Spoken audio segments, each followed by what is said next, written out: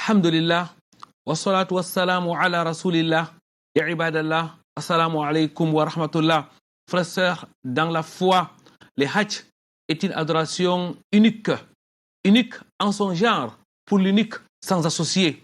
C'est une combinaison de rites pendant plusieurs jours, conformément aux enseignements du prophète Mohammed sallallahu alayhi wa sallam.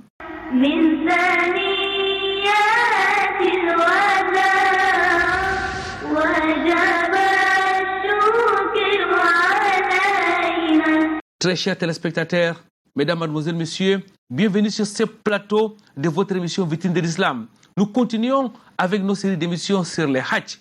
Arrêt aujourd'hui sur la jurisprudence du grand pèlerinage.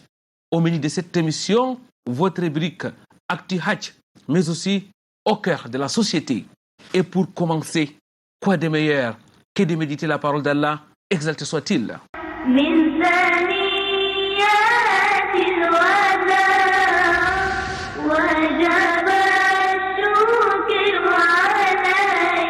أعوذ بالله من الشيطان الرجيم.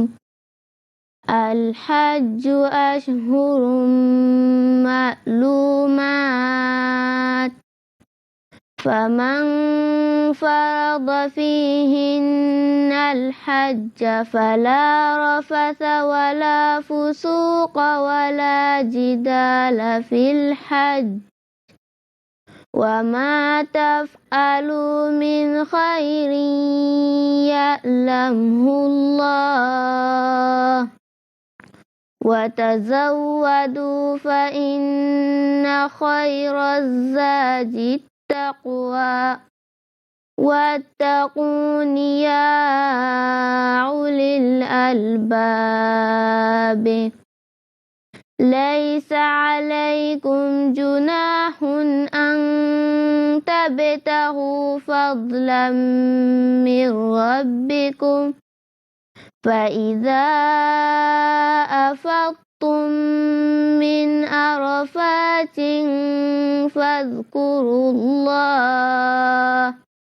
فاذكروا الله عند المشعر الحرام واذكروه كما هداكم وإن كنتم من قبله لمن الضالين. من ثنيات الوداع وجب الشكر علينا. رب اشرح لي صدري ويسر لي أمري واحلل عقدة من لساني يفقهوا قولي. اللهم لا علم لنا إلا ما علمتنا إنك أنت العليم الحكيم. ربي زدني علما. Mesdames, Mademoiselles, Messieurs, votre fidélité nous honore sur Canal D International. Bienvenue sur ce plateau de votre rendez-vous hebdomadaire. Rendez-vous du vendredi soir à 16h et du Cameroun, mais aussi du samedi à 6h30 dans le cadre de la rediffusion. Nous l'avons dit, nous continuons avec notre grand dossier sur le grand pèlerinage intitulé Vers le Hajj 2022. Après avoir abordé la question liée aux généralités, mais aussi aux préparatifs, nous allons aujourd'hui parler de la jurisprudence. Nous allons fêter le Coran al-Karim, mais aussi les hadiths du prophète Mohammed sallallahu alayhi wa sallam pour mieux comprendre cet autre acte d'adoration. Et pour en parler, nous avons avec nous un théologien de formation, Abu Abdallah Tieche Youssouf Ramadan. Ahlan wa sahlan wa marhaban bikum. Merci à notre invité d'avoir fait le déplacement de la ville de Fumbot pour la ville de Douala uniquement pour cette émission. Nous sommes honorés, nous ainsi que nos téléspectateurs, et nous prions à l'exalté soit-il de mettre ça sur la balance de vos bonnes œuvres les jours du jugement dernier. Frère Youssouf Ramadan, ou pour être complet, Abu Abdallah Tieche Youssouf Ramadan, vous êtes diplômé de la très célèbre Université islamique de Médine, où vous avez passé pratiquement 10 ans du côté de l'Arabie Saoudite. Vous êtes le cofondateur de la fondation Tieche pour la paix et le développement. C'est une grande fondation ici au Cameroun. Elle est basée notamment à Fumbot, dans votre ville natale. Tieche Youssouf Ramadan, vous êtes le président de la commission du Hajj de cette fondation Aujourd'hui, vous êtes formateur des pèlerins. D'ailleurs, depuis lundi dernier, vous avez entamé une formation des pèlerins du côté des Fumban. On y reviendra certainement au cours de cette émission. Vous avez aussi mis sur pied l'Institut Tiéché pour l'apprentissage de la langue arabe et des sciences islamiques depuis votre retour de Médine. Je rappelle que vous avez fait la faculté des hadiths et puis vous avez aussi fait la faculté de dogme islamique. Aujourd'hui, vous êtes un chercheur en dogme islamique. Qu'Allah vous récompense. Avec vous, nous allons parler du Hajj. Nous allons parler notamment de la jurisprudence du Hajj. Mais à titre de rappel, cher, c'est quoi le Hajj? Bismillah, louange à Allah qui a légiféré le Hajj. Il en a fait un emblème évident pour son unicité. Que la paix et le salut soient sur le sceau de ses prophètes, Muhammad sallallahu alayhi wa sallam, ses compagnons ainsi que tous ceux qui le suivront sur le droit chemin jusqu'au jour du jugement dernier. Le Hajj, d'un point de vue étymologique, désigne l'emprunt d'une destination quelconque. Et quand on rentre dans le jargon des jurisconsultes, le Hajj désigne un ensemble de rites déterminés, accomplis dans un endroit déterminé, à une période déterminée. Autrement dit, le Hajj, c'est un acte d'adoration qui constitue à s'adonner à un ensemble de rites tels que légiférés par Allah et enseignés par le prophète Muhammad sallallahu alayhi wa sallam. Donc le Hajj, c'est emprunter le chemin de la Mecque en guise d'accomplir le 5e pilier de l'islam. Je vous prends au mot, Cheikh. Vous avez parlé d'un emblème pour l'unicité d'Allah exalté soit-il. Qu'est-ce qu'on doit comprendre par là? On doit comprendre par là que si Allah subhanahu wa ta'ala a légiféré le Hajj, c'est pour célébrer l'unicité d'Allah subhanahu wa ta'ala. C'est pour concrétiser l'unicité d'Allah subhanahu wa ta'ala. D'ailleurs, Allah subhanahu wa ta'ala dit dans le Coran, Hunafa'a lillahi ghayra mushrikina bih, dans la sourate du Hajj, en indiquant la posture dans laquelle le pèlerin se doit d'être lorsqu'il se rend à la Mecque. Il dit, vouez-vous exclusivement à Allah subhanahu wa ta'ala, sans lui accorder d'associé. Donc, c'est la célébration de l'unicité d'Allah subhanahu wa ta'ala, c'est la concrétisation de l'unicité d'Allah subhanahu wa ta'ala. C'est une expression du tawhid, en quelque sorte, Cheikh. C'est ce qu'on doit comprendre. Barakallahu fikum, jazakumullahu khayran. Et on le comprend bien lorsqu'on écoute les pèlerins, labbaik Allahumma labbaik, labbaik la sharika lak, labbaik, innal hamda wa ni'mata lak wal mulk la sharika lak. C'est cela en réalité. C'est cela en réalité. Labbaik Allahumma labbaik. Oh Allah, nous avons répondu à ton appel. Labbaik la sharika lak, labbaik. Nous avons répondu à ton appel. Tu n'as point d'associé. Innal hamda wa ni'mata lak wal mulk la sharika lak. C'est donc la célébration du Tawhid. Barakallahu fik, Cheikh. On va donc continuer toujours dans le cadre du rappel. Au-delà de la définition, c'est une adoration. Ça suppose que Allah en a fait mention. Ça suppose que le prophète Muhammad sallallahu alayhi wa sallam en a parlé aussi dans ses hadiths. Tout à fait. Dans le Coran, Allah subhanahu wa ta'ala dit وَأَذِّن فِي النَّاسِ بِالْحَجِّ يَأْتِيكَ رِجَالًا وَعَلَى كُلِّ ضَامِرٍ يَأْتِينَ مِنْ كُلِّ فَجٍّ عَمِيقٍ. Et fait l'annonce aux gens venant d'Allah subhanahu wa ta'ala afin qu'ils viennent accomplir le pèlerinage. Et dans un autre verset, Allah subhanahu wa ta'ala dit وَلِلَّهِ عَلَى النَّاسِ حِجُّ الْبَيْتِ لِمَنِ اسْتَطَاعَ إِلَيْهِ سَبِيلًا. Et Allah subhanahu wa ta'ala a prescrit aux hommes de manière obligatoire l'accomplissement du Hajj pour ceux qui ont les moyens. Et dans un hadith authentique, le prophète Muhammad sallallahu alayhi wa sallam dit Buni al-Islamu ala khamsin. Ensuite, il a cité ces 5 piliers et parmi lesquels le Hajj. Il dit l'islam est fondé sur les 5 piliers. Et le dernier de ces 5 piliers, c'est l'accomplissement du pèlerinage à la Mecque. Jazakumullahu khayran. Voilà donc qui est véritablement bien dit et très clair. Mesdames, mademoiselles, messieurs, le Hajj ne sort pas de nulle part. Le Hajj est issu de la parole d'Allah exalté soit-il et de la pratique du prophète Muhammad sallallahu alayhi wa sallam qui lui-même a été pèlerin. Cheikh Tiéché Youssouf Ramadan, nous allons à présent entrer dans les vifs de l'émission. Nous allons parler de la jurisprudence du Hajj. La semaine dernière, nous sommes revenus de long en large sur les piliers du Hajj. Aujourd'hui, nous allons parler d'abord des types de Hajj. Y a-t-il combien de types de Hajj? Il existe 3 types de Hajj. Al-Qiran, Al-Tamattu ou Al-Ifrad. Donc voilà les trois types du Hajj. Et quand on parle de Al-Ifrat, c'est le fait d'entrer en état de sacralisation dans le seul et unique but d'accomplir le pèlerinage.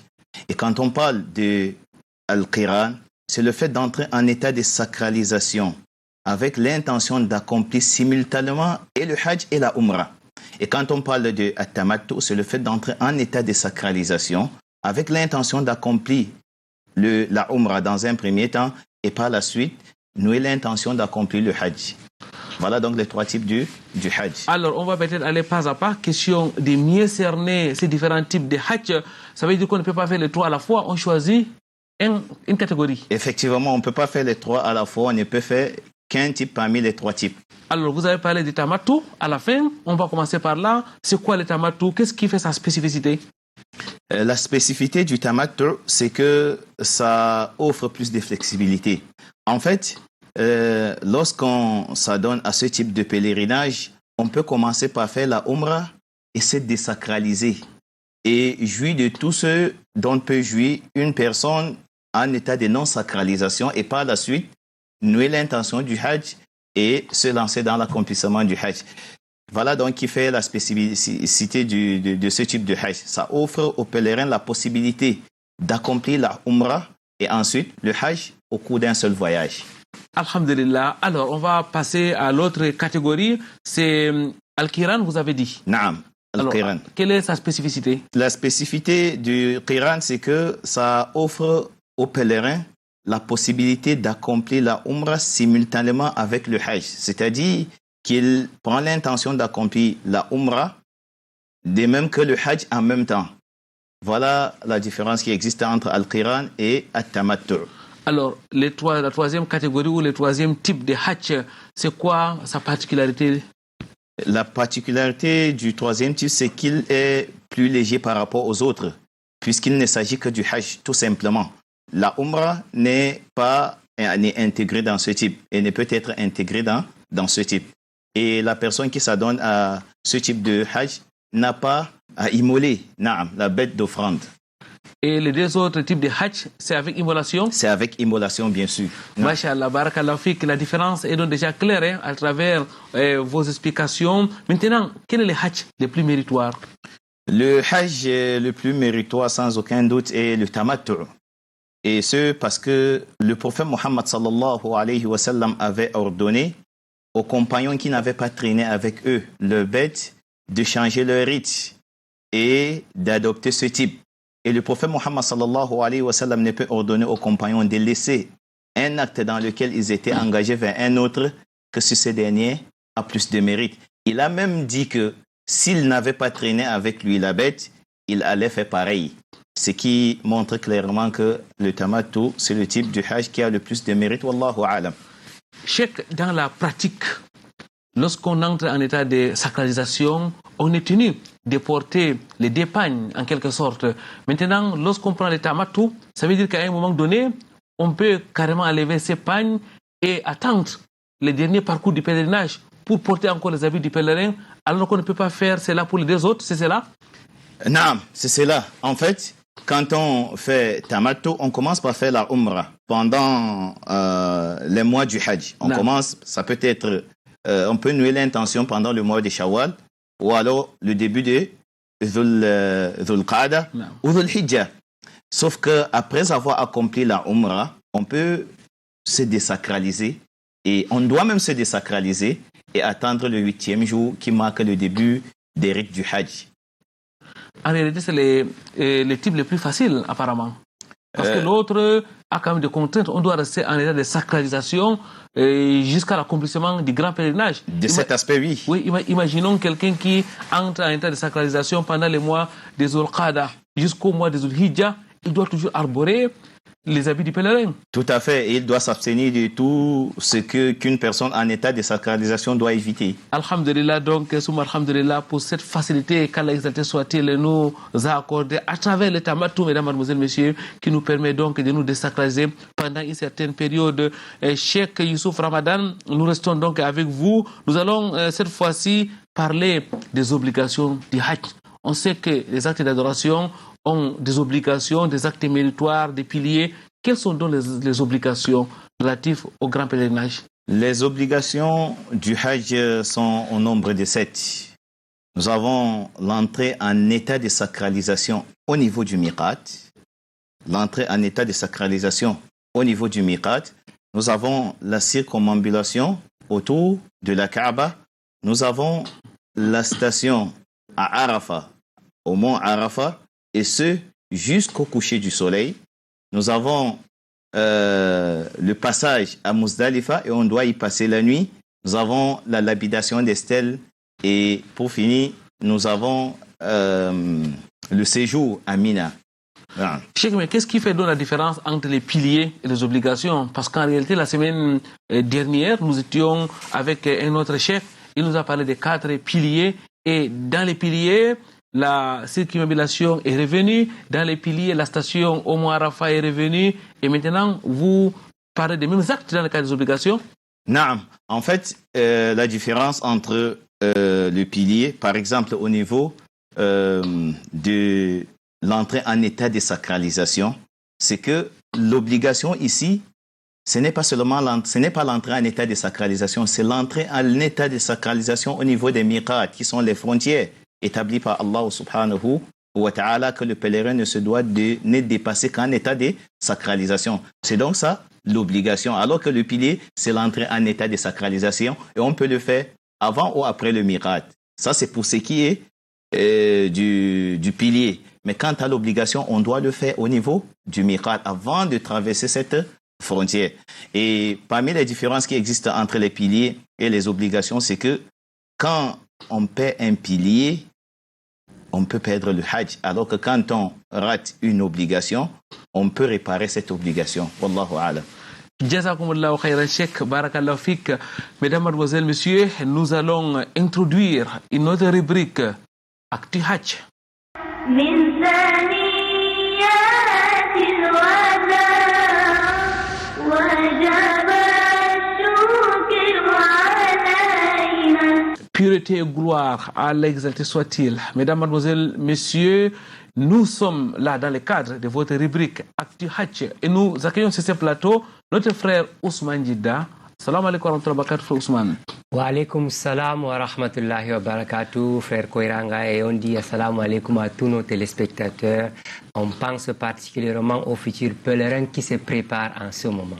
Depuis le début de cette série d'émissions sur le Hajj, vous êtes là pour nous informer par rapport au pèlerinage. Bien évidemment, frère Koiranga, on est là pour informer nos pèlerins et même les non-pèlerins par rapport au déroulement du Hajj de façon générale et particulièrement au Cameroun. Et vous savez que l'actualité est évolutive depuis que nous avons commencé. Chaque semaine, on se rend compte qu'il y a une évolution quelque part. Et si on s'en tient au dernier communiqué du MINAT signé le 11 juin dernier, les passeports ont été déposés en principe le 14 juin dernier. Cela constitue donc une phase déterminante pour le voyage du côté de l'Arabie Saoudite. Souvenez-vous également, depuis plusieurs semaines, nous connaissons que le premier départ au Cameroun, ça serait donc le 26 juin 2022. Rendu à cette date, on constate que les uns et les autres continuent de se préparer davantage partout au Cameroun et particulièrement ici dans la ville de Douala. Nous avons constaté que les séminaires annoncés depuis plusieurs jours a effectivement débuté le 13. Et cette formation qui se tient en 2 parties, notamment la partie théorique qui sera donc enseigné à travers un support. Nous rappelons, frère Koranga, près d'une quarantaine de futurs pèlerins sont en train de suivre donc cette formation organisée par le programme national de formation au Hajj qui a débuté cette même activité du côté de Yaoundé du 6 au 12. La fin de cette première formation a donc entamé la deuxième ici dans la ville de Douala. Et nous rappelons que certains encadreurs avec qui nous sommes en contact ne cessent de rappeler que ils continuent davantage de sensibiliser les futurs pèlerins pour ne pas rater le Hajj. Vous l'avez dit, et l'invité a insisté là-dessus que l'objectif n'est pas de se rendre là-bas, c'est pas le tourisme. Au-delà de ça, c'est une pratique, c'est l'acte d'adoration qu'il faut donc respecter. Et Koiranga, si nous sortons du Hajj au Cameroun, des préparatifs pour nous rendre dans un autre pays, notamment au Burkina Faso. On rappelle que les premiers pèlerins burkinabés quitteront Ouagadougou en direction de la Mecque le 21 juin. Si chez nous, ça serait le 22, le 26 autant pour moi, du côté du Burkina Faso, ça serait plutôt le 21 que les pèlerins vont quitter ce pays en direction de l'Arabie Saoudite pour cette édition. Chacun de 3686 pèlerins chacun devra donc débourser la somme de 3 047 000 francs CFA pour accomplir le 5e pilier de ce côté-là. Contrairement au Cameroun, où le prix, comme vous le connaissez, est évalué à 2 924 000 francs CFA. Du côté de Burkina Faso, c'est 3 047 000. Et c'est une information qui a été dévoilée récemment, le 6 juin dernier, par le ministère des Affaires religieuses et coutumières de ce pays, qui a donc tenu à informer les uns et les autres. Du côté du Nigeria, les choses se passent autrement. Dans l'ensemble, nous constatons au sujet du Hajj, ça confirme tout simplement que c'est chaque pays qui gère en fonction des réalités qui sont propres à ce pays. Du côté du Cameroun, en tout cas, nous sommes en attente et nous savons que les uns et les autres continuent de se préparer. Au-delà de la formation que nous avons citée, d'autres également continuent. Même dans les mosquées, il y a des imams qui font de la prédication pour rappeler davantage nos pèlerins comment est-ce qu'ils doivent se comporter, les attitudes à observer avant de voyager et même étant à la Mecque. Merci, frère Ousmane Djidda. Qu'Allah vous récompense, mesdames, mademoiselles, messieurs, dans pratiquement tous les pays du monde, les fidèles musulmans s'activent pour accomplir ces grands pèlerinages. 1 million de fidèles musulmans sont attendus du côté de l'Arabie Saoudite. C'est le nombre qui a été validé cette année par les autorités saoudiennes après 2 ans pratiquement d'abstention du Hajj lié au Covid-19. On se rappelle que l'année dernière, l'année passée, c'était uniquement ceux qui étaient du côté de l'Arabie Saoudite, les résidents saoudiens, qui ont pu accomplir ce 5e pilier de l'islam. Actuellement, l'ère est aux préparatifs, que ce soit au Cameroun et un peu partout dans les pays du monde. Une autre pause, mesdames, mademoiselles, messieurs, et nous reviendrons pour continuer notre entretien avec notre invité.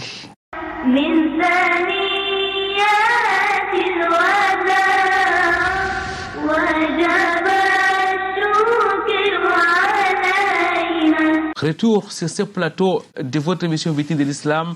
Nous continuons à parler, mesdames, mademoiselles, messieurs, de la jurisprudence du Hajj. Nous sommes en compagnie de notre cher Abou Abdallah Tchéché Youssouf Ramadan. Nous allons à présent nous arrêter sur les interdits. Tout à l'heure, vous avez parlé de l'entrée en état de sacralisation. Lorsqu'on prend donc les habits du pèlerin, lorsqu'on prend le top départ du grand pèlerinage, quels sont les interdits? Qu'est-ce qu'on ne doit pas s'approcher? On doit tout d'abord éviter tout ce qui ne s'accorde pas avec l'unicité d'Allah subhanahu wa ta'ala. Parce que comme nous l'avons signifié, le Hajj, c'est la célébration de l'unicité d'Allah subhanahu wa ta'ala. C'est la concrétisation de l'unicité d'Allah subhanahu wa ta'ala. Ensuite, on doit éviter... Ça suppose quoi ici? Terre à terre. Terre à terre, ça suppose qu'on doit tout faire pour éviter de donner un associé à Allah subhanahu wa ta'ala pendant qu'on accomplit le Hajj, avant et même après le Hajj. Pour ceux qui nous écoutent, ça veut dire qu'on ne doit pas porter les amulettes? Effectivement, on ne doit pas porter les amulettes. Curieusement, il y a ceux qui portent pour aller au pèlerinage avec. C'est ceux qui n'ont pas compris et en réalité, quand on agit ainsi, on se fait avoir par le diable. Parce qu'Allah subhanahu wa ta'ala, dans un verset du Coran, a été clair et explicite. Il dit وأذان من الله ورسوله إلى الناس يوم الحج الأكبر أن الله بريء من المشركين ورسوله. Proclamation émanant d'Allah subhanahu wa ta'ala à l'endroit des hommes qu'Allah et son prophète se désavouent de tout associateur. C'est pour ça que si on ne fait pas attention et traîne avec soi cette souillure vers cette terre sacrée, on n'aura rien compris du Hajj, on aura tout perdu, qu'Allah subhanahu wa ta'ala nous en préserve. Amin souma amin. Alors, comme premier interdit, c'est le shirk. Il faut donc s'éloigner de tout ce qui est association vis-à-vis de l'unique sans associé. Quoi d'autre? Il faut éviter de consommer le mariage, de parler de tout ce qui est en rapport avec le rapport charnel. Ça fait partie des interdits parce qu'on doit se concentrer et tourner son cœur vers Allah subhanahu wa ta'ala. Il faut également éviter de se tailler les moustaches, de se raser, de se couper les cheveux, de se couper les ongles. Non. Machallah. Alors, ces interdictions-là, Cheikh, c'est uniquement lorsque on est en état de sacralisation ou alors dans le cas de tamatou. Lorsqu'on finit déjà la Umrah, on devient normal. Les uns et les autres peuvent, par exemple, avoir des relations intimes. Non, tout à fait. En fait, quand on finit pour le cas du tamattu, la Umrah, on retrouve son état de base, c'est-à-dire l'état de non-sacralisation et tout ce qui était interdit en état de sacralisation devient licite, tel que la consommation du mariage, tel que le fait de se tailler les ongles, de couper les cheveux, ainsi de suite. Et parmi les interdits que j'avais omis de citer, il y a le fait d'éviter de se parfumer. On ne doit pas se parfumer en état de sacralisation, de même que les femmes ne doivent pas se couvrir le visage, de même que les mains, sauf si elles sont face aux hommes étrangers, bien entendu. Barakallahu fik, autant donc d'interdits, mesdames, mademoiselles, messieurs, pendant ces grands pèlerinages. Il faut donc faire attention afin que votre Hajj soit validé parce qu'il y a quand même beaucoup qui se rendent au Hajj avec leurs épouses. Et selon les différentes informations que nous avons, il y a certains qui n'arrivent effectivement pas à respecter ces interdits-là. Cheikh, l'occasion donc de rappeler à tous ceux qui iront au pèlerinage avec leurs femmes que pendant cette période-là, il faut s'abstenir. C'est ça. Et c'est pour ça qu'il est important de se préparer psychologiquement à affronter toutes ces réalités.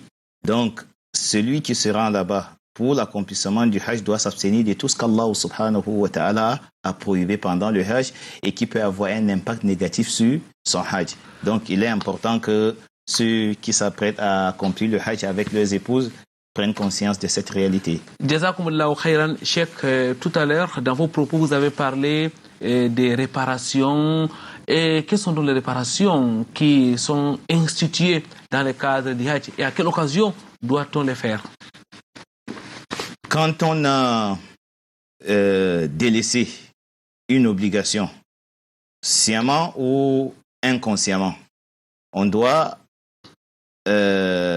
immoler en guise de réparation. Par exemple, quelqu'un qui a coupé ses cheveux sciemment, pour une raison ou une autre, c'est là une excuse, elle doit immoler en guise d'offrande, en guise de réparation. Mais quelqu'un qui a coupé ses cheveux par oubli n'a rien. Donc ça, il faut le rappeler aussi. C'est lui qui manque à... Là, je parle des interdictions. Non. Donc, il y a deux volets. Oui. Il y a le volet du délaissement des obligations et il y a le volet de l'accomplissement des interdits. Non. Voilà les deux choses qui suscitent la réparation. Wallahu alam. Donc, quand on délaisse une obligation, on doit faire la réparation. Et quand on s'adonne à une pratique prohibée pendant le Hajj, parmi les mahdhurat et l'ihram, des choses qu'on doit éviter en état de sacralisation, on doit immoler en guise de réparation. Et la réparation, c'est exactement l'immolation d'une bête, c'est ça? C'est l'immolation d'une bête ou alors le jeûne ou alors le fait de nourrir les pauvres. Wallahu alam. Mashallah. Il faut donc, Cheikh, pour mieux comprendre ces différents aspects, c'est rapprocher des encadreurs, c'est rapprocher des imams, des coachs, parce que chaque pèlerin doit avoir son coach afin de pouvoir maîtriser cette adoration-là. Tout à fait. Et c'est pour ça que j'ai l'habitude de rappeler que ce genre d'assises ne sont pas faites pour enseigner, Non. mais réveiller les consciences et susciter l'envie d'aller étudier chez les musulmans. Il faut aller s'asseoir devant un enseignant et apprendre les rites du pèlerinage comme on le fait pour le tawhid, comme on le fait pour la prière et autres, Cheikh. Naam. D'ailleurs, dans le hadith de Jibril, alayhi salam, hadith dans lequel il a interrogé le prophète Mohammed sallallahu alayhi wa sallam par les propos suivants. Ya Muhammad akhbirni anil islam. Oh Muhammad, renseigne-moi sur l'islam. Lorsque le prophète Mohammed sallallahu alayhi wa sallam a dit que l'islam c'est attesté qu'il n'y a point de divinité digne d'adoration à part Allah, il a cité les 5 piliers que nous connaissons, y compris le hajj. À la fin du hadith, lorsque l'ange Gabriel s'en est allé, le prophète Mohammed sallallahu alayhi wa sallam a interpellé les compagnons et leur a dit: savez-vous de qui s'agissait-il? Ils ont dit: Allah et son messager sont plus savants. Et au prophète Mohammed sallallahu alayhi wa sallam dit: Hada Jibril, ataakum yu'allimukum dinakum. Là, c'était l'ange Gabriel qui est venu vous enseigner votre religion. Ce que je veux qu'on retienne ici, c'est que l'islam, c'est une religion qui s'apprend. Tout ce qu'Allah subhanahu wa ta'ala a légiféré pour l'accomplir tel qu'enseigné par le prophète Mohammed sallallahu alayhi wa sallam, il faut au préalable l'apprendre. Et quand le prophète Mohammed sallallahu alayhi wa sallam dit l'islam a été fondé, l'islam a été bâti, le choix de l'expression n'est pas fait au hasard, parce que tout ce qui s'est construit peut être détruit et peut être mal construit quand on n'a pas appris à le faire. Donc il faut apprendre. Alors Cheikh, qu'est-ce qui peut annuler les hajj en dehors du shirk? En dehors du shirk, parmi les choses qui peuvent annuler le hajj, nous avons la consommation du mariage en état de sacralisation. Quiconque consomme le mariage en état de sacralisation a pour obligation de finir ce hajj entamé et de faire un hajj l'année suivante. Parce que ce hajj est considéré comme invalide automatiquement. Qu'Allah subhanahu wa ta'ala nous en préserve. Autant les rapports charnels annulent les jeûnes du mois de Ramadan, autant ces mêmes rapports annulent les hajj. Non. Jazakumullahu khairan Cheikh pour ces précisions. Mesdames, Mademoiselles, Messieurs, nous continuons à vous renvoyer vers nos enseignants, à vous renvoyer vers nos imams, à vous renvoyer vers les théologiens, c'est là qui ont appris afin de maîtriser ce 5e pilier de l'islam. Vous qui vous préparez à aller accomplir les hajj pour cette année 2022, et même vous qui êtes à la maison, peut-être qu'Allah exalté soit-il vous apaisera les années à venir, les moments et idoines pour pouvoir donc maîtriser ces adorations. Nous allons prendre une autre pause. Nous allons vous rejoindre chez vous, autour de vous, au cœur de la société.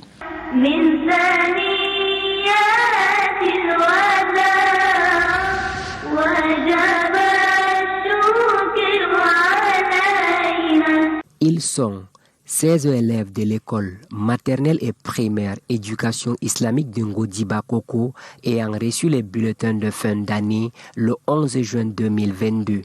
Présidée par son fondateur, Sa Majesté Bel Mahmoud, cette cérémonie a réuni plusieurs parents dans le respect de l'éthique islamique. Après le mot de bienvenue du fondateur, l'on a assisté à une prestation des élèves. Durant cette phase, les apprenants ont présenté les connaissances et compétences acquises.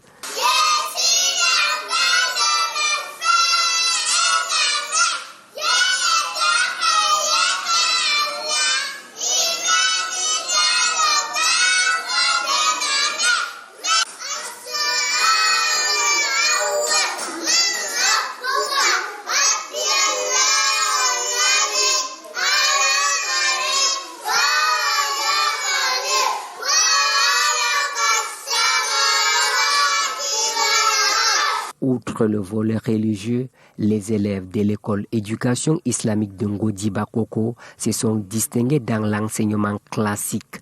Hormis les efforts fournis par les enseignants, l'encadrement des parents est à la base de cette réussite. Le comportement des enfants, l'engagement et la fermeté des enfants à recevoir et à acquérir des connaissances que nous leur avons transmises. C'est ce qui a donné ce résultat que vous avez vu. Le résultat obtenu au terme de cette année scolaire 2021-2022 a été apprécié par plus d'un. Nous allons faire un effort de mettre les enfants aussi sur ce qu'ils ont appris et les faire rappeler afin que ce ne serait pas pour eux un oubli. Je suis vraiment très fière de cette fondation et j'ai amené mon enfant ici désespéré, mais vraiment maintenant je suis très fière de ça. Et tout ce que j'ai dit, ce qui est normal pour nous aussi les parents, on doit aussi les aider à nous aider. Pour préserver les acquis scolaires pendant les vacances, l'enseignante Fatimatou Ngobel Mahmoud a exhorté les parents à redoubler d'efforts. il faut même qu'il continue l'encadrement des enfants pendant ces vacances. Les enfants ne doivent pas rester à la maison seulement à jouer. Il est bien vrai, jouer fait partie du programme éducatif d'un enfant. Mais les enfants doivent aussi lire, faire des lectures. Pour améliorer la qualité de l'éducation, le fondateur, Sa Majesté Bel Mahmoud, a acquis un nouveau site et rassure quant au recrutement de nouveaux enseignants. Nous allons, avec le temps, c'est-à-dire à partir de l'année prochaine, Inch'Allah, notre école, qui s'appelait par son slogan jusqu'aujourd'hui, EDIS, Éducation islamique, va changer de dénomination. Il va s'appeler École islamique maternelle et primaire La Fontaine Salsabil. Au départ, on voulait construire cette communauté scolaire, ces enfants, et les accompagner jusqu'au cours moyen 2, jusqu'à l'obtention de CEP. Mais nous avons un objectif d'aller au-delà. La visite de ce chantier en gestation a été faite en marge de cette cérémonie. Une seule invocation, qu'Allah facilite.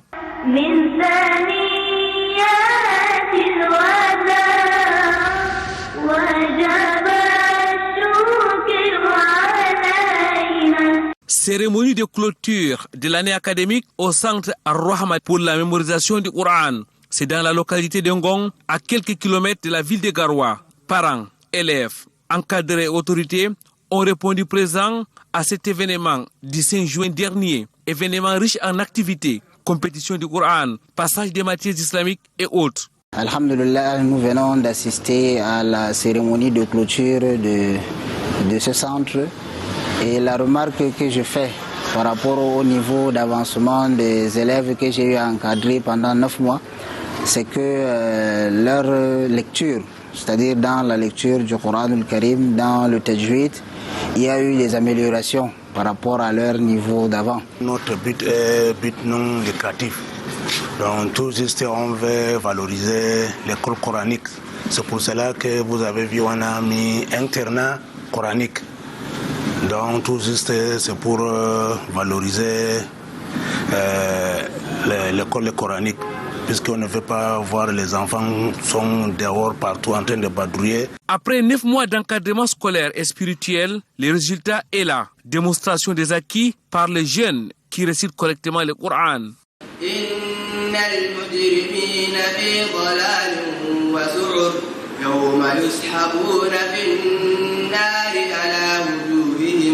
ذوقوا مس سقر إنا كل شيء خلقناه بقدر وما أمرنا إلا واحدة كلمح بالبصر. السلام تباركت يا ذا الجلال والإكرام. أبي بن كعب. أبي بن كعب نعم. معاذ بن جبل. معاذ بن جبل. سالم بن أبي موضع. نعم. سالم ابن أبي موضع الخزاعي. سالم يودني. عبد الله بن مسعود. عبد الله بن مسعود. صحابة عرفت تاتي بوتي لا يونا يقول مراتي. Pour la première année de fonctionnement, le centre a accueilli 20 élèves, tous des garçons, logés, nourris et encadrés au centre. Ces jeunes, à travers un emploi du temps rigoureux, ont atteint les objectifs. Ceux de joindre l'école moderne à la mémorisation du Coran, de quoi réjouir les parents. Internat min don sala boddum, min don janga boddum, min don yaha bo école, min don ho ko galdi sare, min don ho ko galdi min don janga bo kondoy, sende ala tanwa min jangata. Galami ga non yaha janginde non yaha école bo non yaha. La satisfaction en tant que parent, c'est une satisfaction très grande parce que les enfants ont très bien mémorisé le Coran, du moins pour le début, et nous sommes véritablement satisfaits. Et nos attentes pour les prochaines échéances, c'est que les enfants continuent. Ils continuent dans la même lancée, ils travaillent et travaillent davantage.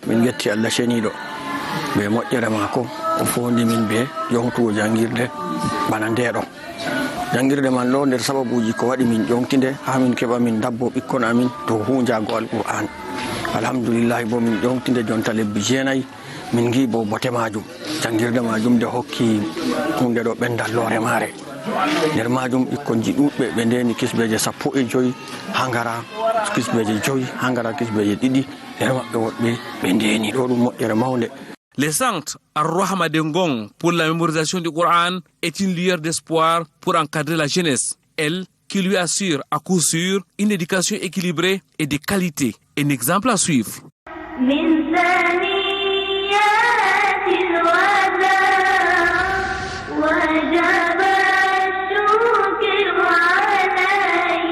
Du cœur de la société, nous rentrons sur ces plateaux, mesdames, mademoiselles, messieurs. Nous rentrons avec l'expression de la réponse à l'appel d'Allah, exalté soit-il, labbaik Allahumma labbaik, labbaik la sharika laka labbaik, innal hamda wa ni'mata laka wal mulk, la sharika lak. Certainement, des milliers de pèlerins qui sont en train à ce jour de réviser ou de préparer les hajj répètent ces formules pour pouvoir donc être prêts les moments indiqués sur les terres saintes de l'islam.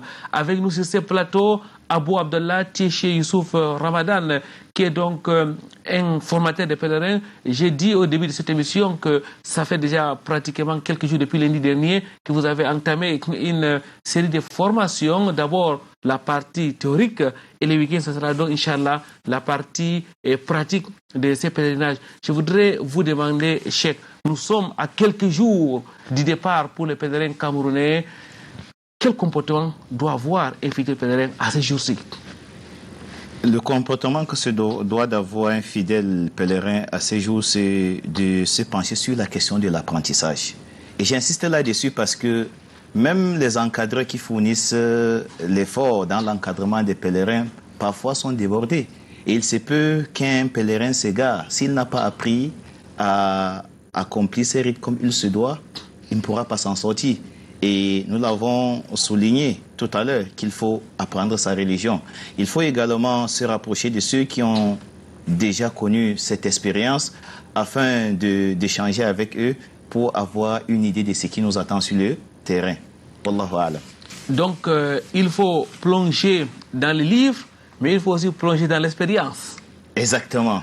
Parce que l'expérience est une chose qui vient appuyer les connaissances théoriques. Cheikh, vous revenez de l'Arabie Saoudite, où vous avez passé pratiquement 10 années. C'est quand même un autre monde, l'Arabie Saoudite. Ah, tout à fait. Il y a véritablement lieu de se préparer pour ne pas s'égarer sur ces villes qui sont aujourd'hui ultra modernes. Tout à fait, il faut absolument se préparer. Et surtout parce qu'on sait que ce n'est pas seulement les Camerounais qui vont faire le Hajj, c'est les musulmans du monde entier. Donc il est important que le pèlerin soit à la hauteur du point de vue psychologique, mental et même spirituel. Et c'est pour cela que ces différents aspects sont intégrés dans les différentes formations. Est-ce que vous abordez ces questions-là dans la formation qui est d'ailleurs initiée depuis lundi dernier? Non, nous le faisons. Shukran lak. On va à présent, Cheikh Youssouf Ramadan, parler de notre fondation, la fondation Tieché pour la paix et le développement, dont vous êtes l'un des fondateurs. Qu'Allah exalté soit-il vous récompense pour cette œuvre. Nous profitons de l'occasion pour saluer notre père Tieché lui-même, qui certainement est derrière son petit écran, lui qui est donc aussi le fondateur de la fondation Tieché pour la paix et le développement, une fondation, mesdames, mademoiselles, messieurs, qui fait des merveilles sur le triangle national. Alors, au sein de cette fondation, il y a désormais un service pour les Hajj. Pouvez-vous nous présenter cela? Non, désormais nous avons un service pour le Hajj qui travaille sur le terrain, qui travaille au Cameroun et en Arabie Saoudite dans le cadre de l'accompagnement des pèlerins. Non. Masha'Allah.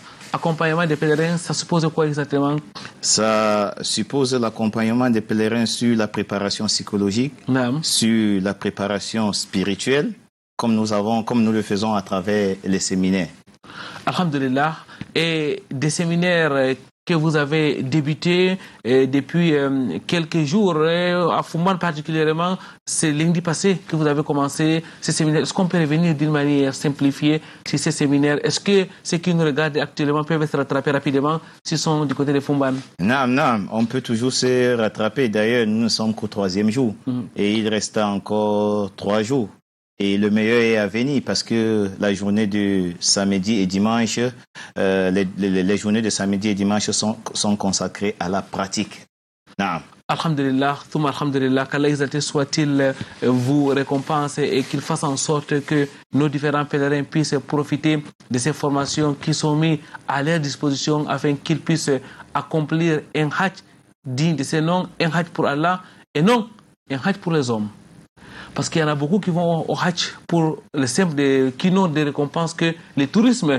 Cheikh Youssouf Ramadan. Et je vous remercie, Oustaz Kouranga, de revenir sur ce point parce que effectivement, quand on commence le hajj, parmi les premières paroles qu'on prononce en état de sacralisation, c'est Allah, labbaik Allahumma umratan, Allahumma umratan la riya fiha wa la sum'a. Oh Allah, nous répondons à ton appel de la umrah, nous répondons à l'appel d'une umrah qu'on te voue exclusivement, dépourvu de toute ostentation.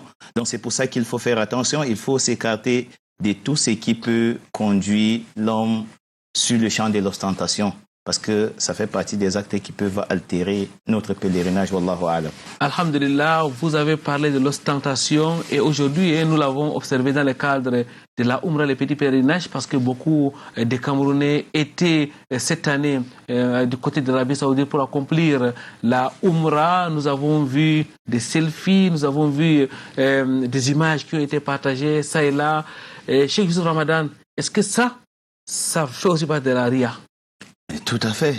C'est très très dangereux. En fait, quelqu'un qui se filme pendant qu'il est en train d'accomplir le pèlerinage est comparable à une personne qui se filme pendant qu'il est en train de prier.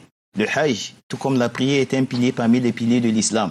Et on doit vouer cet acte exclusivement à Allah subhanahu wa ta'ala. C'est pour ça qu'il faut s'écarter de toutes ces pratiques. Si Allah subhanahu wa ta'ala a rendu certaines choses qui à la base peuvent être nécessaires quand on est en état et prohibées quand on est en état de sacralisation, c'est parce qu'on doit se concentrer